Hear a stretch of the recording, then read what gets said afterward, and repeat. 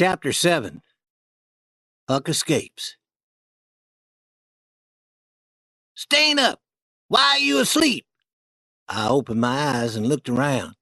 I could see Pap standing over me, looking very angry, and sick, too. "Why are you holding that gun?" he asked.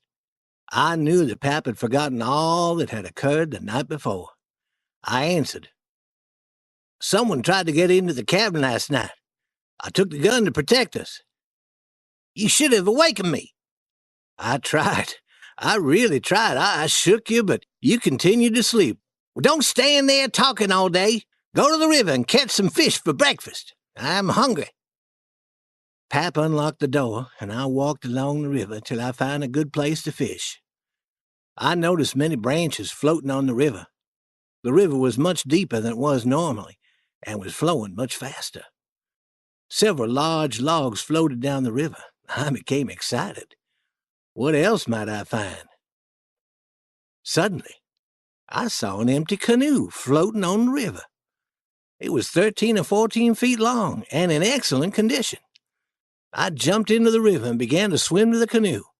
When I reached it, I jumped in and rowed to shore. At first, I planned to give the canoe to Pap to sell for $10. But when I reached the shore, I couldn't see Pap.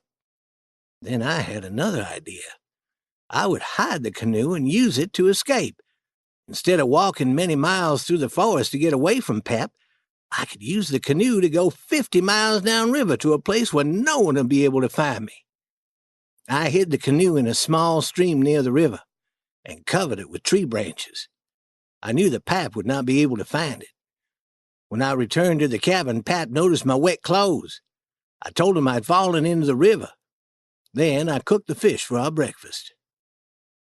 After breakfast, Pap said that he would sleep a while. I sat and thought about my escape plan. I was troubled by one part of the plan.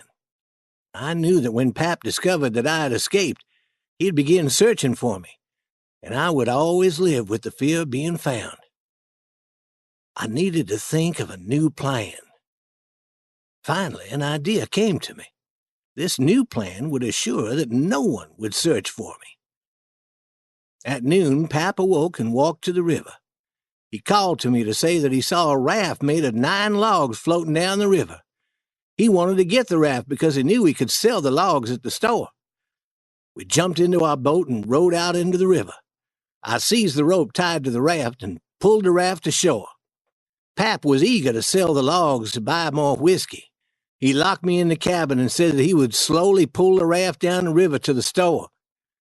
I knew that this would take a long time and that he would not return until the following day. I quickly got my saw and moved my bed away from the wall. I soon finished sawing the hole through the log wall and climbed through to freedom. I carried bags of food from the cabin to my hidden canoe. I also took blankets and dishes and pots and pans and everything else I thought might be useful. The last things that I took were Pap's gun and his axe. Then I pushed the piece of log back into the hole. I didn't want Pap to know how I'd escaped. I took Pap's gun and walked into the forest to hunt for a wild pig. Soon I shot one and dragged it to the cabin. With the axe, I cut a large hole in the front door. Then I dragged the pig into the cabin and cut its throat.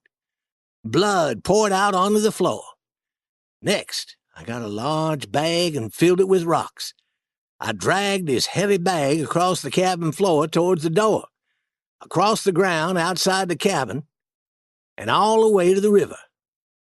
I threw the bag into the river and watched it disappear in the deep water. Marks made by the sack were left on the ground.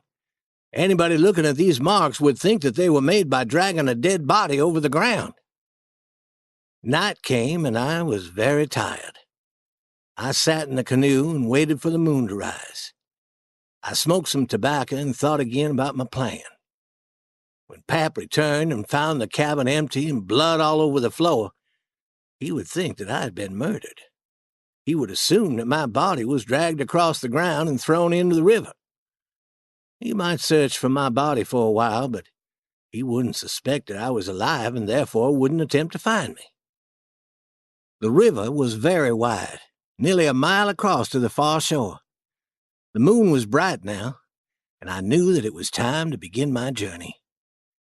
I began to untie my canoe when I heard a faint sound on the river. I knew that it was the quiet sound made by a man rowing a boat. Could Pap be returning? I had not expected him until the next day. The boat came nearer. It was now close enough so that I could have reached out and touched the man in it. It was Pap.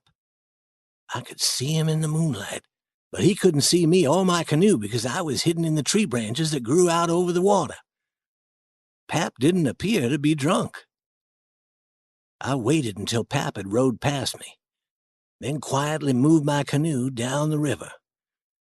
I stayed close to the shore so that I'd be hidden by the tree branches. When I became too tired to row, I lay in the canoe and let it float gently down the river. As I lay there, I smoked my tobacco and looked into the sky. Not a cloud was in it. The sky looks very deep when you lie down on your back in the moonlight. I'd never known this before. A person can hear voices a long distance on such nights. I heard people talking on the far shore. I could understand every word they spoke. I heard one man say that it was 3 o'clock in the morning. Daylight would come soon. As my canoe floated further down the river with the current, the men's voices became faint. Then, all was quiet again. I sat up and could see Jackson's Island far ahead of me. It was in the middle of the river, large and dark, and with many trees growing on it. There were no lights on the island and no signs that anyone lived on it. That's where I planned to live. I rowed the canoe to the edge of the island and hid it under some tree branches. Then I sat quietly watching the river. The sky was beginning to turn gray. I knew that the sun would soon be in the sky. I found a safe place under the trees, then went to sleep.